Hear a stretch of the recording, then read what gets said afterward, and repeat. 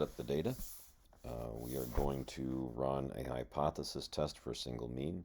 Our null is that our mu is equal to 1.70, and our alternative hypothesis is that mu is not equal to 1.70, where mu is the average height of a 15-year-old in the United States in meters. We've already adjusted our data, and we're going to try and see if we can get to this table.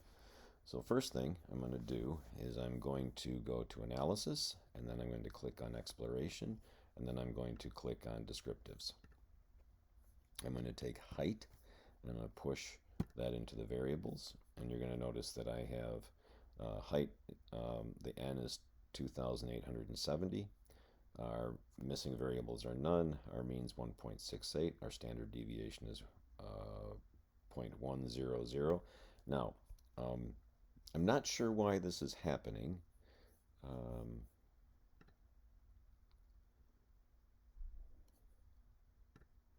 I'm going to go to 5 significant digits. There we go. So what I did was, if that's happening to you, I went to these 3 dots, and then I went to number format, and I went to 5 significant figures. I would have learned it as significant digits, but that's fine. So, and then you just close that out, and now we have the 0.10048, which is almost the same as what we have going on here. So the values we're going to need out of here are the standard deviation and the mean. This is the sample standard deviation. This is the sample mean. Now, we're going to create a histogram. And how do we do that? Well, we are going to go to our plots. We're going to click histogram, and we're going to have our density against height.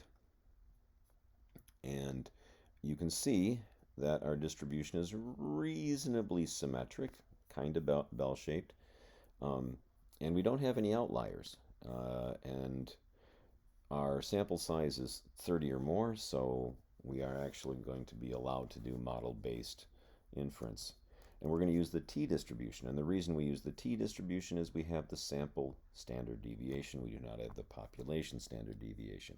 If we had the population standard deviation, we could use the z-statistic, z as in z.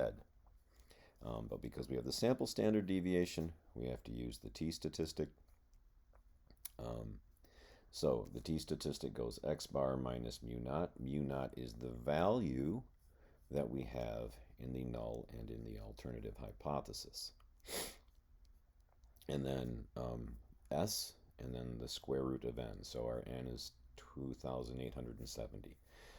We punch those values in, we get a test statistic of negative 11.19. Now, we have this thing called degrees of freedom. And in the chi-squared test, I made this comment that one of the values was already sort of predetermined. Well, we are actually approximating a value, the sample standard deviation, and we lose a degree of freedom because we are approximating the population standard deviation with a sample standard deviation. And it's anytime you're approximating like that, you do lose a degree of freedom. All right, so let me go to, we've created that. Let's get our actual model-based inference values. So what we do is we go to our randomize. We're going to go to model-based inference. We're going to use the t-distribution, and the reason we use the t-distribution is because we have the sample standard deviation. Our degrees of freedom are 2,869. 2,869. Remember, it's your sample size minus 1, and our sample size was 2,870. Our test statistic is negative 11.19, and we are doing a two-tailed test because we have not equals in the alternative hypothesis. And you're going to see that we have a p-value that is incredibly small.